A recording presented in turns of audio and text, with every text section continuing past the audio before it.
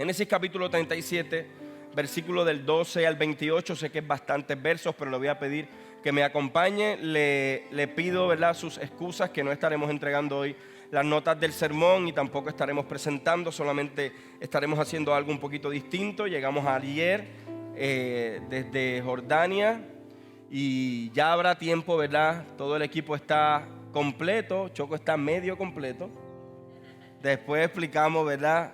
Pero fue una experiencia maravillosa, hermano. Y yo quiero reafirmarme en algo que creo, ¿verdad?, con mucha profundidad. Mientras la iglesia siga entretenida en eventos, el mundo no va a ser alcanzado. Y esto lo voy a decir con el mayor de los respetos. Yo no tengo ningún problema con los eventos cristianos. Creo que es positivo de alguna manera que la iglesia, ¿verdad?, muestre también su poder de convocatoria, su capacidad de aglutinar. Pero yo no sé cuánto costó el concierto de ayer. ¿Cuánto costó en general? Pero estoy seguro que costó más de $100,000. Con $100,000 podemos cambiar muchas familias. Esa es mi opinión. No porque me lo contaron ni lo leí en un libro, porque he pisado más de 60 países del mundo. Y he visto cómo a lo mejor con $10,000 o $15,000 podemos transformar muchas vidas. Esa es mi opinión. Usted puede estar de acuerdo o no, pero la voy a seguir teniendo y la voy a seguir diciendo. Mientras nuestros cantantes se hacen millonarios, nuestros misioneros se mueren de hambre. Génesis capítulo 37, versículo del 12 al 28. Dice la palabra del Señor de la siguiente manera: en cierta ocasión los hermanos de José se fueron a Siquem para apacentar las ovejas de su padre. Israel le dijo a José: tus hermanos están en Siquem apacentando las ovejas y quiero que vayas a verlos. Está bien, contestó José. Israel continuó: vete a ver si tus hermanos y el rebaño están bien y tráeme noticias frescas. Y lo envió desde el valle de Hebrón. Cuando José llegó a Siquem, un hombre lo encontró perdido en el campo y le preguntó: ¿qué andas buscando? Y ando buscando a mis hermanos, contestó José. ¿Podría usted indicarme dónde están apacentando el rebaño? Ya se han marchado de aquí, le informó el hombre. Les oí decir que se dirigían a Dotán. Y José siguió buscando a sus hermanos y los encontró cerca de Dotán. Y como ellos alcanzaron a verlo desde lejos antes de que se acercara, tramaron un plan para matarlo. Y se dijeron unos a otros: ahí viene ese soñador. Ahora sí que le llegó la hora. Vamos a matarlo y echarlo en una de estas cisternas y diremos que lo devoró un animal salvaje. A ver en qué terminan sus sueños. Y cuando Rubén escuchó esto, intentó librarlo de las garras de sus hermanos. Así que le propuso: no lo matemos, no derramen sangre, arrójenlo en esta cisterna en el desierto, pero no le pongan la mano encima. Rubén dijo esto porque su intención era rescatar a José y devolverlo a su padre. Y cuando José llegó a donde estaban sus hermanos, le arrancaron la túnica muy elegante, lo agarraron y lo echaron en una cisterna que estaba vacía y seca. Y luego se sentaron a comer. En eso, al levantar la vista, divisaron una caravana de ismaelitas que venían de Galat, y sus camellos estaban cargados de perfumes, bálsamo y mirra que llevaban a Egipto. Entonces Judá le propuso a sus hermanos: ¿qué ganamos con matar a nuestro hermano y ocultar su muerte en vez de eliminarlo? Vendámoslo a los ismaelitas, a fin de cuentas es nuestro propio hermano. Y sus hermanos estuvieron de acuerdo con él. Así que cuando los mercaderes madianitas se acercaron, sacaron a José de la cisterna y lo vendieron a los ismaelitas por 20 monedas de plata. Y fue así como se llevaron a José a Egipto. Demos gracias por la palabra. Señor, gracias por tu palabra. Gracias por este tiempo hermoso. Gracias, Señor, porque desde la mañana nos estás desafiando en el retiro, en la escuela bíblica, Señor. Hemos recibido tu palabra para tratar, Señor, de emular quién tú eres, cómo eres y cómo la iglesia debe ser. Te ruego, Señor, que en medio de nuestras rupturas, en medio de nuestros, Señor, problemas, nuestras crisis humanas, tu gracia nos edifique, nos restaure, nos reoriente para darnos vida y vida en abundancia. En el nombre poderoso de Jesús. Amén y amén. Y antes que te sientes, no te sientes, dile por lo menos a 3 personas que estás cerca, dile, estar roto no te descalifica. Si algún ujier me puede traer la mesa negra, se lo voy a agradecer. Si alguno de los ujieres puede traerme la mesa negra, por favor, se lo voy a agradecer. Y me la pone aquí en el altar. Puede tomar su lugar. Hoy iniciamos una nueva serie de sermones con el fin de reflexionar en quiénes somos, qué nos descalifica, qué no nos descalifica, qué nos califica para servir al Señor. Y hoy, gracias, yo quiero que tengamos la oportunidad de pensar en cuán grande es la gracia de Dios. Y en esta serie vamos a partir de la premisa de que todas las personas estamos rotos y rotas. Mira al que está a tu lado, tu esposo, tu amigo, tu hermano, y dile, estás roto. Porque todos estamos rotos por las fracturas del pecado en nuestra vida. Y esto es una premisa importante. A lo que se añade, además del pecado, nuestros traumas, nuestras experiencias de vida, nuestras crisis, nuestro dolor. Pero el argumento principal y la tesis de todo lo que vamos a estar trabajando estos 4 domingos corridos a través de diferentes historias o escenarios bíblicos es que el Dios de la Biblia no nos descalifica por estar rotos. Que Dios no te mira porque eres bueno o porque eres mala, es que Dios te mira a pesar de que eres malo. Y que la gracia de Dios se trata de cómo Dios reconstruye al ser humano después de haberse alejado de él. Eso es gracia. Cómo Dios me permite relacionarme con él otra vez a pesar de mi pecado, a pesar de mi caída, a pesar de mis malas decisiones. Y estar roto puede significar el resultado de que han matado todas nuestras esperanzas. Y si a lo mejor en algún momento del sermón yo le hago la pregunta, ¿quién ha perdido la esperanza en algún momento de su vida? Todo el mundo levantaría la mano. Pero hay 4 cosas que Dios quiere hacer en medio de miles más a lo mejor que quisiera hacer, pero yo quiero apuntar a 4. Dios quiere restaurar, orientar, acompañar y transformar. Lo voy a volver a repetir. Dios quiere restaurar, orientar, acompañar y transformar. El problema a veces es que nosotros nos conformamos con una de las etapas. Y escogí la historia de José porque generalmente nosotros escogemos la historia de José y la gente habla de José para hablar de la túnica. ¡Wow! La túnica de José. O que Dios lo hizo príncipe de Egipto. O que Dios lo llevó a qué sé yo ni qué posición. O que mira, aunque te quiten la túnica, tus sueños no morirán. Hay muchos disparates que se dicen. Porque la realidad es que el mensaje bíblico no se trata de José, sino del Dios de José. El mensaje no está apuntando a la túnica, está apuntando a la experiencia restauradora en la vida rota de José a través de toda la historia. En José y en esta historia se ve la gran representación de lo que somos como seres humanos. Y importantísimo, iglesia, todo lo que vamos a ver aquí es gente rota, sus hermanos, José, Egipto, Potifar, la esposa, la gente que está en la cárcel. Todas son gente rota. Primero, ¿qué vemos en nuestra humanidad? El pecado. Y el pecado desde el principio es la razón por lo que todos y todas estamos rotas. John Baker dice, la causa de nuestros problemas es la naturaleza. No se refiere a los árboles, las rocas y los lagos, sino la condición humana, es decir, nuestra naturaleza pecaminosa.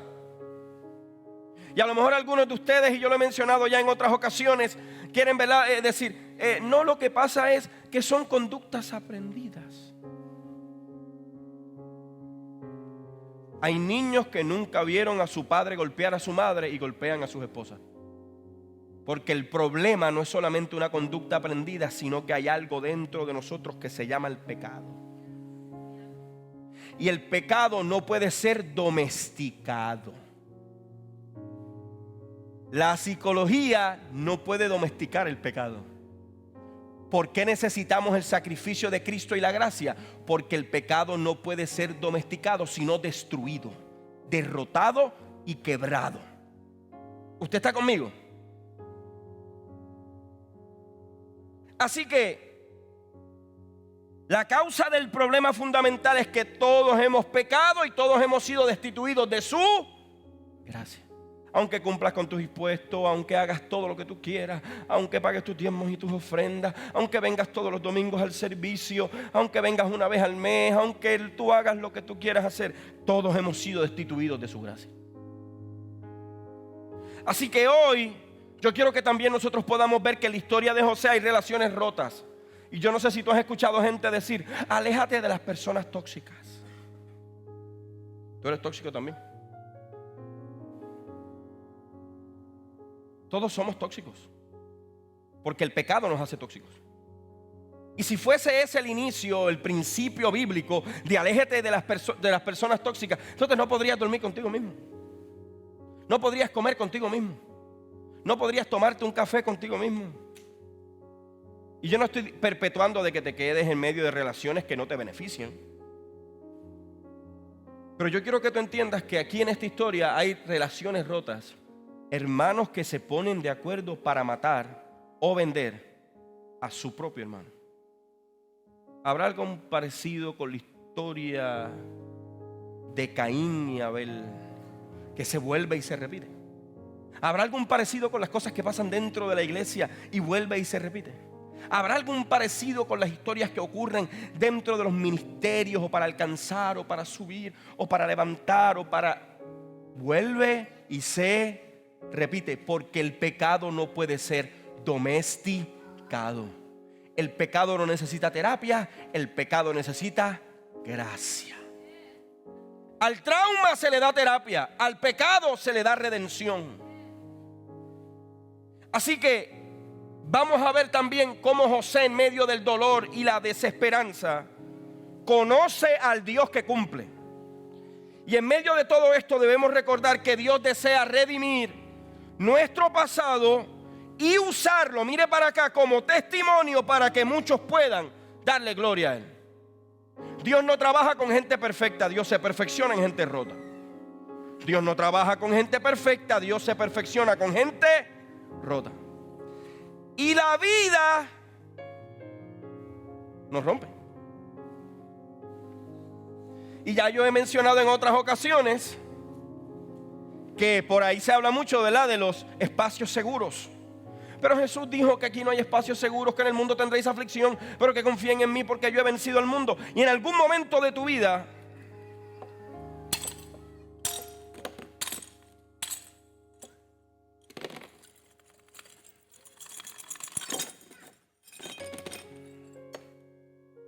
te van a romper.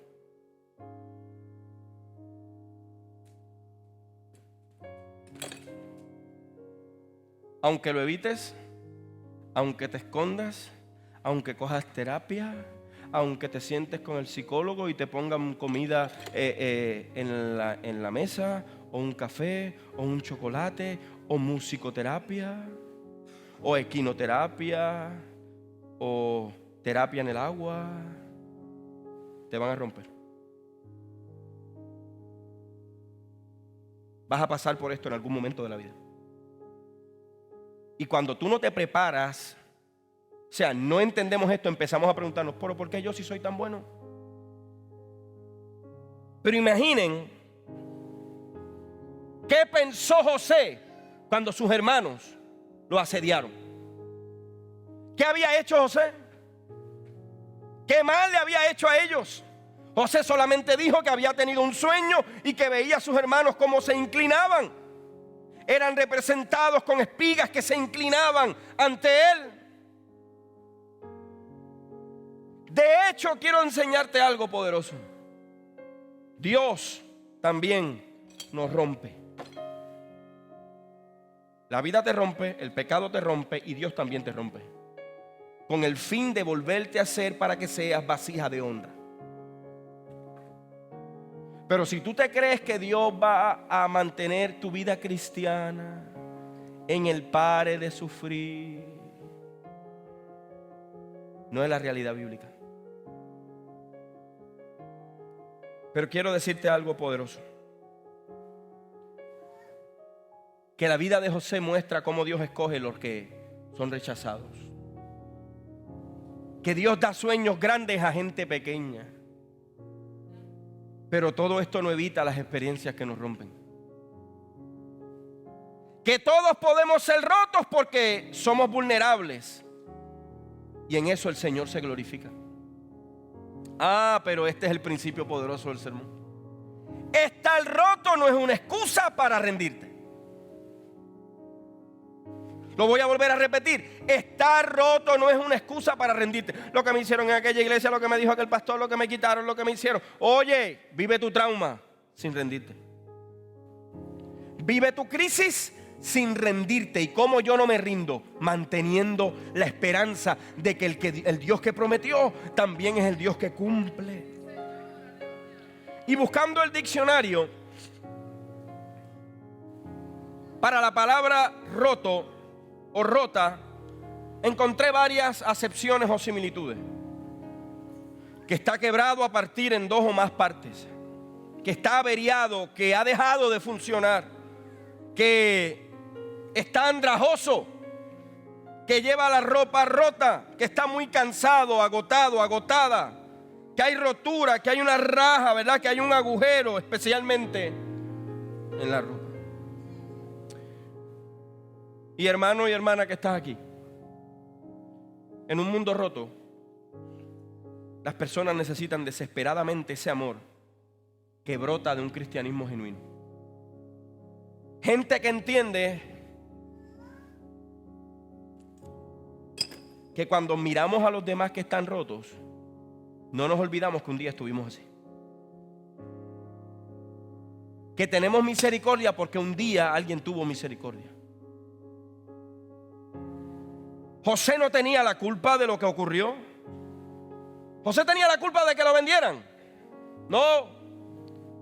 Tú no tenías la culpa de no criarte con tus papás. Tú no tenías la culpa a lo mejor de pasar necesidades económicas. Tú no tenías la culpa que a lo mejor algún familiar murió. Tú no tienes culpa. ¿Qué quiero decir con esto? Que no siempre tenemos el control de las cosas que pasan en la vida, pero tenemos control de las decisiones que asumimos y que tomamos en medio de la vida. Esto es importante. Nadie te hiere. Tú decides lo que te hiere. ¿Alguien puede hacer algo malo contra ti? Claro. Tú no tienes control de lo que la otra persona haga, pero tú tienes control si eso te afecta o no te afecta. Y el Señor está buscando gente que entienda que debemos afrontar nuestras realidades, tengamos control o no tengamos control. José fue víctima de la envidia, de la conspiración, y en mi opinión es el primer escenario bíblico donde se da la trata humana, donde unos hermanos deciden vender un hombre para hacerlo esclavo. Así que en medio de esa situación sombría, Dios tenía un plan.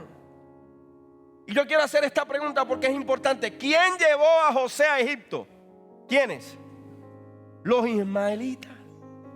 ¿Y quiénes son los ismaelitas? ¿Los hijos de quién? De Ismael. Pero Ismael era el hijo de Abraham, que había tenido ¿con quién? Con Agar. Y por ahí hay gente que se pronuncia y que él es el hijo del pecado, y entonces por eso. Pero Ismael y su madre conocieron al Dios que nos ve en medio del desierto. ¿Acaso Dios tenía un plan con Ismael? Joan, ven rápido aquí. Te explico para ir rápido con esto. Ismael era primo lejano de José. Dios preserva a José en este momento, a Ismael en este momento de la historia, para que decenas de años después existiera la descendencia de Isaac. Pero el Dios que necesitaba preservar a José salvó a Ismael atrás en la historia, para que estando José en este momento de su vida, en medio de una cisterna, Dios trajera a los descendientes de Ismael. Si Dios no hubiera salvado a Ismael, José no hubiera llegado a este Egipto. Si José no hubiera llegado a este Egipto, José no hubiera conocido a Potifar. Si Potifar no lo lleva a su casa, entonces la esposa no lo seduce. Si la esposa no lo seduce, José no se mantiene en santidad. Si José no se mantiene en santidad, entonces él no puede ir a la cárcel. Si él no va a la cárcel, no conoce los coperos. Si no conoce al copero, no se entera Faraón que José es un hombre de Dios. Y si Faraón no se entera, entonces José nunca va delante de Faraón. Y si no va delante de Faraón, nunca es gobernador de Egipto. Y si no gobierna Egipto, no salva a Israel. Porque Dios tiene un plan. Dios ya sabía qué iba a pasar con José. Dios no está jugando con nuestras vidas. Y por eso es que Dios preserva a Ismael. Porque Dios iba a usar a Ismael y a sus descendientes para después preservar a Israel. Alguien dé un aplauso al Señor.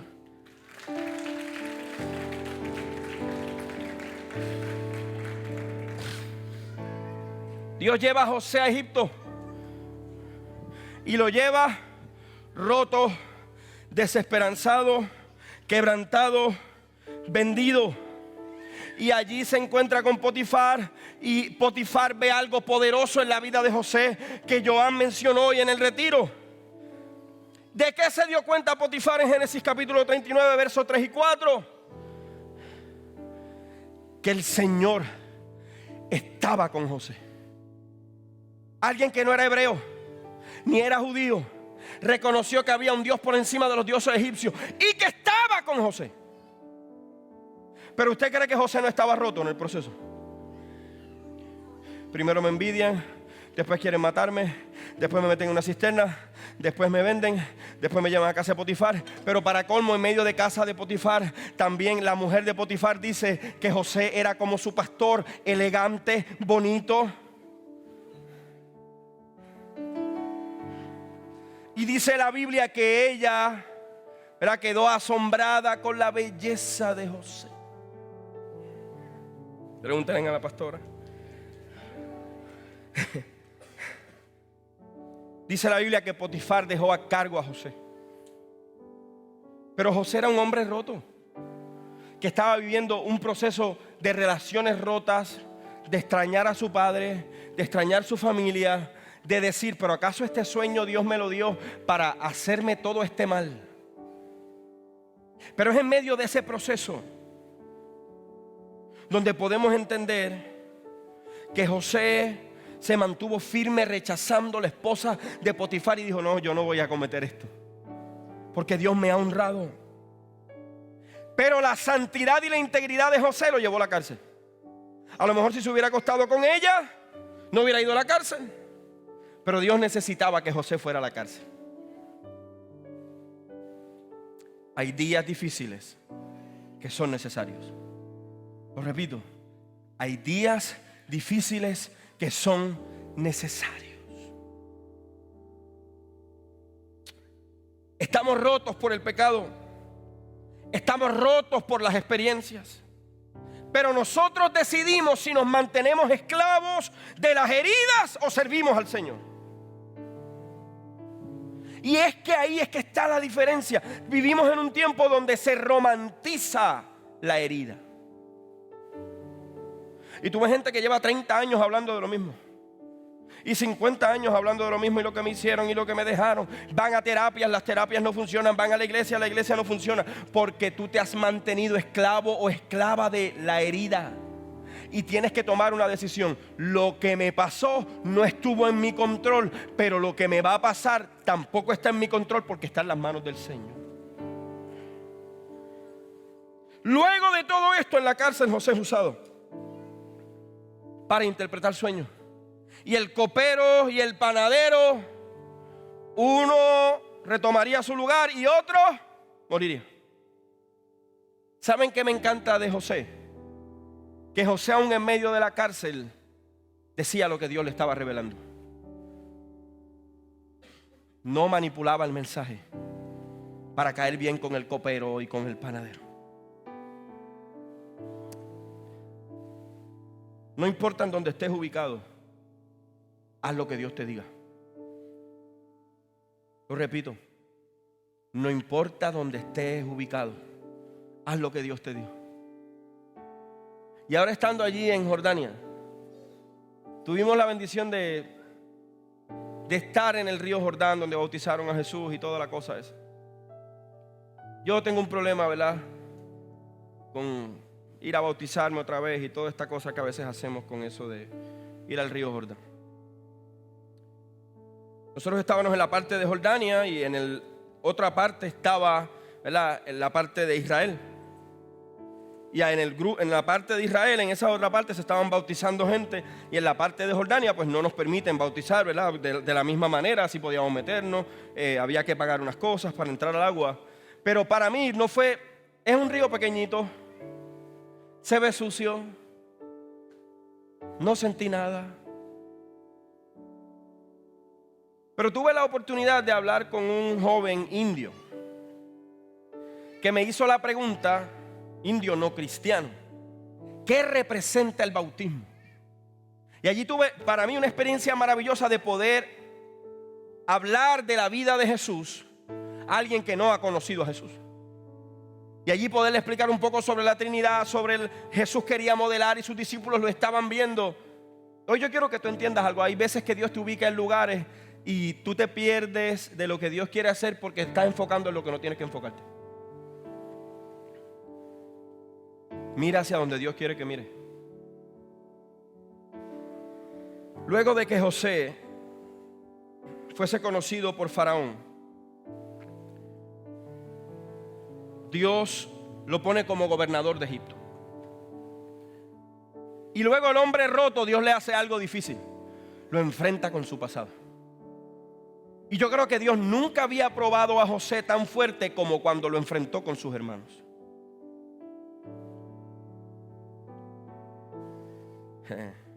Génesis capítulo 42. En ese momento José, en principio, pareciese que quería buscar venganza. José pudo haberlos asesinado. José pudo haber dicho, esta gente son espías, vamos a destruirlos, que vinieron aquí a robarnos todo. Había hambre alrededor de Egipto. Génesis capítulo 45, verso 5. Pero ahora dice la palabra: por favor, no se aflijan más, ni se reprochen en haberme vendido, pues en realidad fue Dios quien me mandó delante de ustedes para salvar vidas.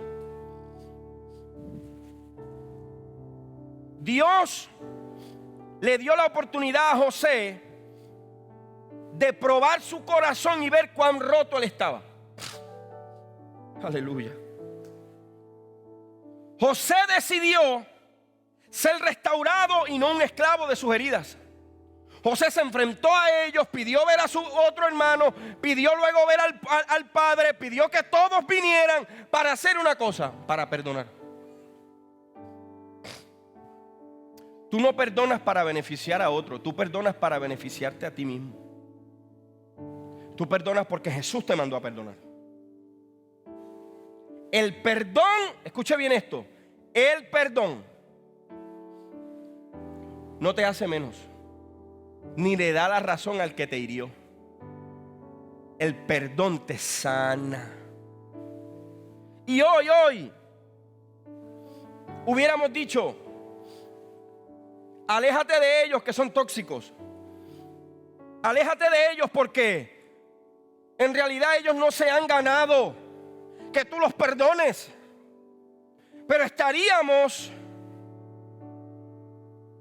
afirmando nuestras roturas. Y Dios desea hacer otra cosa. Todos tenemos defectos de fábrica. Y nuestro interior debe ser sanado primero para que luego podamos liderar de manera transparente y vulnerable. Hoy, el Espíritu Santo está aquí para restaurarte, para orientarte, para acompañarte, con el fin de transformarte.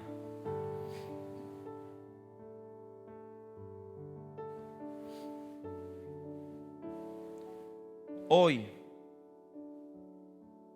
como pastor, me he dado cuenta de cuánta gente funciona pero rota.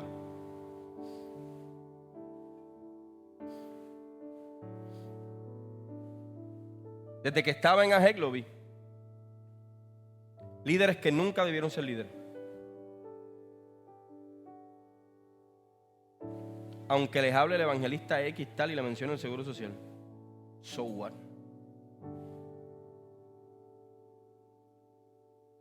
Dios no desea restaurarte para mostrarte como un trofeo. Dios no quiere reorientarte o volverte a orientar para que retomes el camino y la gente vea que Dios está contigo. Dios tampoco quiere acompañarte para que le digas al mundo: ven, ustedes me querían destruir, pero Dios está conmigo. El fin de esas 3 etapas es la siguiente: que de algo roto Dios puede hacer algo nuevo.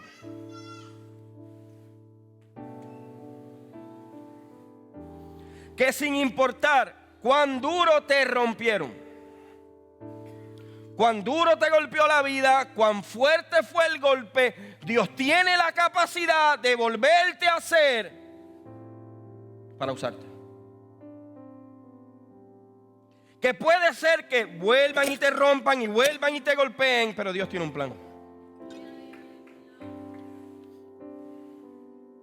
Pero Dios no te va a orientar a tu manera. Que ser reorientado por Dios implica que Él toma el timón. Y que Él ahora va a hacer como Él quiera. Cuando Él quiera. Y saben que es una de las cosas más hermosas que había escuchado, pero lo he aprendido en el proceso pastoral. Que lo que Dios no haga, yo no lo puedo hacer. Que yo trato, pero Dios termina. Y que Dios no siempre contenderá su espíritu para con el hombre. Que si tú no quieres, Dios te deja ahí. Dale. Cuando tú quieras, yo te restauro. ¿Puedes poner la imagen?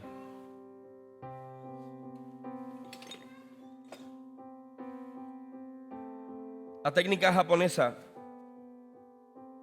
de la carpintería de oro, kintsugi. En vez de botar los jarrones rotos, emplean un barniz mezclado con oro. De manera que esos jarrones se convierten en piezas restauradas, pero también embellecidas. La gracia de Dios es como la carpintería de oro, que no te borra las marcas, pero las embellece. Que puede ser que te veas totalmente roto, pero ahora el jarrón vale mucho más que antes. Que no sé cuántas veces te hayas roto en la vida, pero Dios puede restaurarlo todo. Y termino diciendo lo siguiente, iglesia. Al creyente su restauración no se le nota en lo que hace, sino en cómo adora. ¿Cómo es su corazón cuando adora? La adoración es lo que revela cuán rotos o cuán sanos estamos. No lo que hacemos desde el altar, no lo que hacemos desde la posición, sino cuando no tenemos ni posición ni altar. ¿Usted está aquí? Póngase de pie en esta hora. De arriba.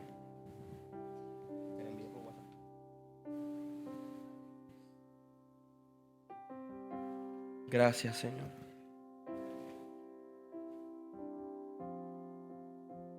adoramos, Señor.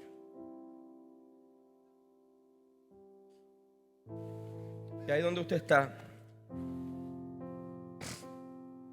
incline su rostro ahí.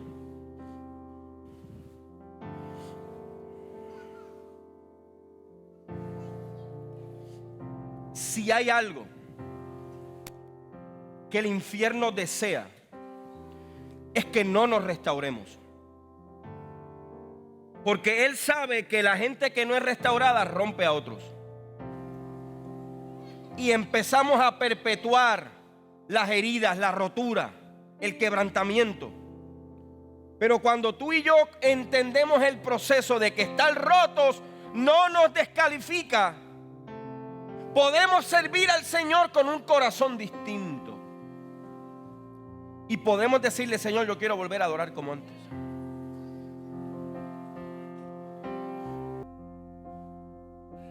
Si tú te sigues fijando, si José se hubiera seguido fijando en la falla de sus hermanos, jamás hubiera comprendido que Dios lo llevó a este Egipto para preservar a su pueblo. Cuando tú no puedes ver lo que Dios está haciendo, empiezas a juzgar todo. Y empiezas a prejuiciarte. Entonces Dios no lo va a hacer conmigo. Y entonces lo que Dios dijo.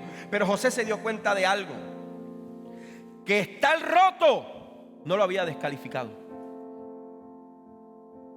Papá y mamá que estás aquí, si tus hijos están rotos, no te preocupes, que a Dios no los ha descalificado. Hermano, hermana que estás aquí, no te preocupes. Dios no ha descalificado a tu familia y tampoco te ha descalificado a ti. Si ayer fallaste, Dios no te ha descalificado. Dios quiere retomar asuntos contigo. Dios quiere que vuelvas a adorar como antes. Que Él está buscando más que cantemos canciones. Que esto no se trata del álbum de la novia, porque por ahí usan el tema de la novia, aunque ninguno cree en el rapto.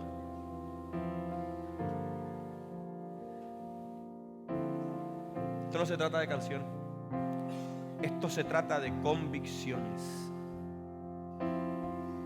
Y mientras muchos hablan de la novia, hay muchos videos que los ponen en entredicho, porque no creen que Jesús vuelve por su iglesia. Pero nosotros sí creemos que Él vuelve por su iglesia. Y antes de que Él vuelva, quiere restaurarte. José no tenía culpa de lo que pasó, pero tuvo que tomar la decisión de sanar. Si no sano, no soy usado. Si no sano, no avanzo. Si no sano, no glorifico a Dios. Si no sano, no exalto su nombre. Si no sano, no puedo glorificar el nombre del que me ha llamado. Y hoy yo quiero que retomes cosas que dejaste atrás, que parecía que estaba roto, que sonaban los pedazos, pero que hoy Dios puede transformarte. Yo quiero abrir un llamado al altar rápido para orar por la iglesia y por la gente que quiera decir: Señor, sáname. Sana aún las heridas que yo ni conozco en mi vida. ¿Sabes cuando hay heridas que no conocemos, que no nos damos cuenta y que a veces decimos: esto que me pasó y cómo reaccioné es una señal de que no me di cuenta que no tener a papá en mi vida me hirió? De no tener a mamá, de no haber tenido esto, de no haber pasado por aquello, de haber tenido estas falencias, de haber tenido estos vacíos. Pero qué bueno es saber que Dios puede restaurarnos. Hoy el altar se abre.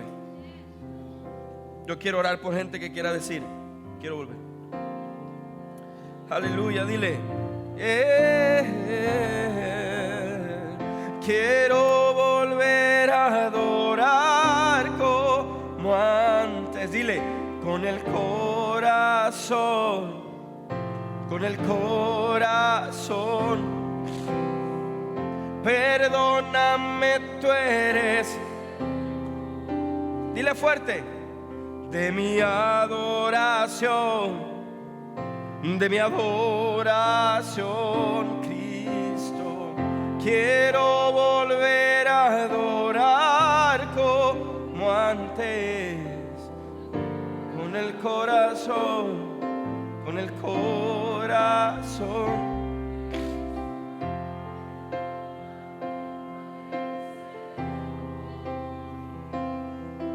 De mi adoración.